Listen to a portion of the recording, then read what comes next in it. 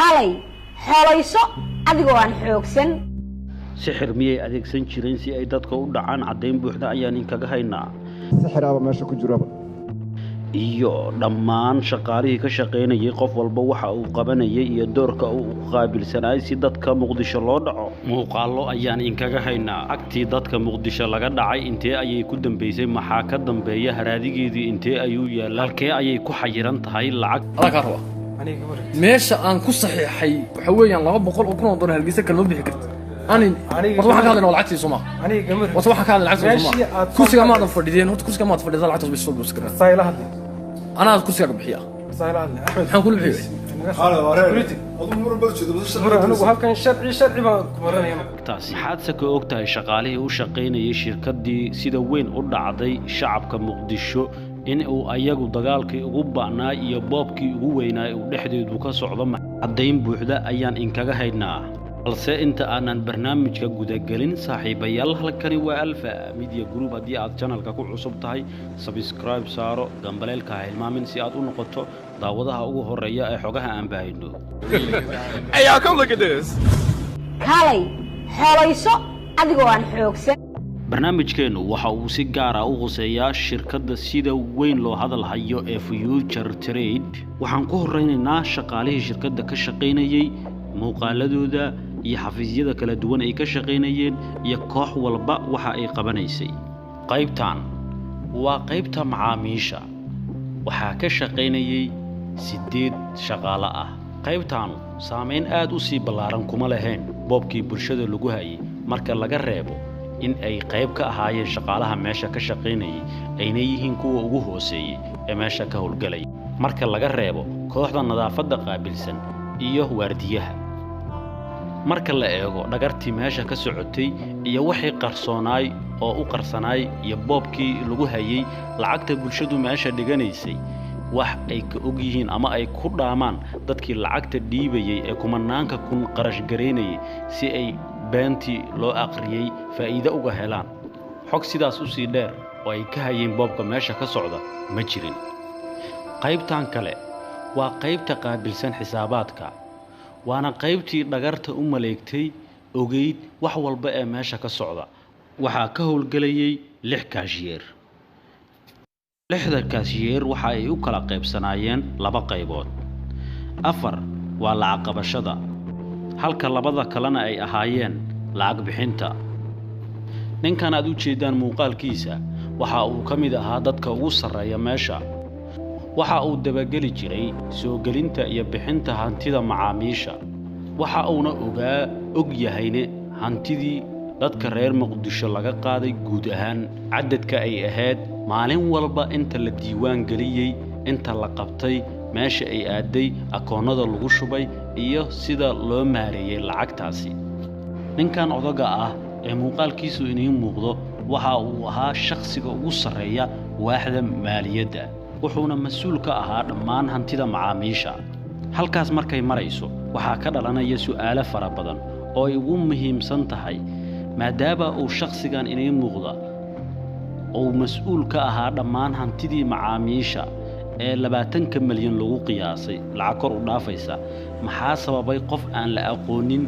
ee mar Muqdisho yimid ee la xiray ee haddana fakaday in laga daba ordo iyadoo uu joogo qofkii hantidaas mas'uulka ka ahaa ee shacabka ka qaaday taasina waxa ay u eg tahay marin habaabin oo ay dadka marin habaabinayaan qolooyinkan ku heshiiyay in ay shacabka dhacaan ee loo yaqaan Future Trade haddaba waxay dad badan isweydiinayaan kuma uu ahaa shakhsiga ugu sareeyay xafiiska Muqdisho ee Future Trade waxa lagu magacaabaa Axmed Daahiye Nuur waa shakhsiga ugu sareeyay ee Future Trade haddaba aan u daadagno lacagihii dadka Muqdisho laga qaaday intee ayay ku dambeeyeen halkee ayay yaalaan halkee ayay ku xayiran yihiin inta aanan taas u gudagelin aynu wada daawano qof ka mid ah dadkii lacagaha faraha badan dhigtay oo ku sifeeyay hanaankii ama habkii lacagta looga qaaday in loo adeegsaday sixir forecastleyda markii loo fiiriyo forecastka mar waxaad niyadiis ka tiraahdaa sixiraaba meesha ku jiraba waxaa la sheegi jiray akhris iyo meelahan afgooya meelahan la aado tir afgooya adiga raalaga aada meelahan la aadaali markii hoogaa wax loo baahdo ama qofku inuu wax farsameeyo uu rabo shirkaddan waxaad is leedahay iyo shirkadaha kale toodba qaabka lacagaha forex-ka lagu geeyo marka dib aad isku xisaabiso qof kasta wuxuu is leeyahay habeenkaas waa akiid waa lagu akhriyay yani waa waxbaad cabsaneed wiilkan wuxuu ka mid yahay dadkii lacagaha faraha badan meesha looga dhacay waxa uu ku cabirayaa hadalkiisa markii hore asaga oo aan waxba qabin aan wax fudayda ku jirin ayuu tagay lacag yar ayuu soo dhigtay meesha laakiin midda shakiga ku dhalisay oo mataqaanaa in meeshan howl kale ay ka socoto sixir iyo falaanful iyo waxyaabo la mid ah ayaa waxa ay tahay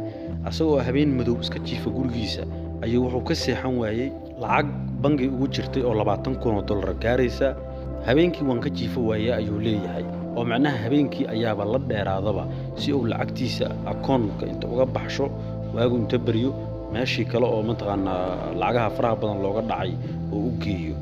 taas ayaa shaki ugu dhalisay ayuu leeyahay macnaha in wax kale ay jireen maadaama markii hore uu meesha geynayay wax uusan wax degdeg ah ku jirin laakiin tookadii dambe oo lacagta xoogga la bixinayo oo mataqaanaa habeenkii xataa la dheeraaday si waaga baryayana uu sugu waayay markii lacagtiisii lagu booday oo dadkii lacagii dhammaay laga dhacay waa midda su'aasha ku dhalisay oo ah war maxaad qabtay marka aad mataqaanaa habeenkii sugu weysay dhammaadkiisa maxaa ku karkarinayo ku bobsiinaya hadda aniga lacagaan meesha geystay runtii laba lacagaan geystay mid horta caadi aan iska ah laakiin markii dambe shirkadda la xirayay ayaa waxaan geystay lacag xoogaa culus habeenka aan lacagtaas aan geynayay aan qaadayay wallaahi inaan shirkad forex aan geysto anoo sariirta hurdada jeefay igu soo dhacday si fiican uma hurdin waagii ay igu dheeraaday bal maxaa meeshan maxaa kaloo ku jira ma aqaan wallaahi habeenkii oo dhan waa jeejeesanayo markii waagii markuu bariyo salaadda markaan dukaday waa soo booday dahabshiilaan tegey lacagtii akoon iigu jirtay akoonkii lacagtii waan ka soo saaray akoonkii lacag $20,000 ah ayuu ka soo saaray si aan looga dhicinne 10,000 jeeb ayuu galshay 10,000 jeeb kale ayuu galshay tuuga oo jidka u gashay ayuu ka baqayay laakiin tuugada jidka u galaysa mid ka daran ayuuba u socdaba tii anoo ka baqdin qaba lacagtii jeebkaanaan geliyey waxay ahayd $20,000 $10,000 jeebkaanaan geliyey $10,000 jeebkaanaan geliyey xooga aan lugay marka anoo tii ka baqdin qaba ilaan tuugadaana iska ilaalina tuugo kalaanba u socdaaba marka waxaan sameeyey marka 10 intaa geliyey 10 intaa geliyey cid lama tashan gurigayga subaxii meelan aadin lama garanin dadku ilmaha iyo islaantii gadaala la iska weydo odayga xagga u dheelmaday saaka marka waan baxay haddaba dad badan waxay isweydiinayaan halkee ayay ku dambaysay lacagtii laga dhacay shacabka muqdisho waxaa sirtan bannaanka soo dhigay dagaal dhex maray tuugadii shacabka dhacday iyo bangiyada qaar ka mid ah sida saxda ah lacagtii guud ahaan inteeda badan waxa ay ku xayiran tahay bangiyada Soomaaliya gaar ahaan bangiga lagu magacaabo Premier Bank bangigan ayaa mas'uuliyadda qaatay in ay shacabka lacagahooda hayaan ilaa ay ka garbaxayaan dadkan dacwadaha lagu soo oogay aynu wada dhageysano madaxda ugu sareysa bangiga Premier Bank iyo tuugii ugu weynaay ee lagu magacaabayay Looga Yuusuf laakiin markii dambe la baxay Maxamed Cawaale annagoo go'aanka taas aan ku qaadan ayaa dacwo kugu timid warqadana loo keenay leeyahay akoonada intaas kaliya ma ahan intaas oo account ah hal xanibaa leeyahay waa gartay koow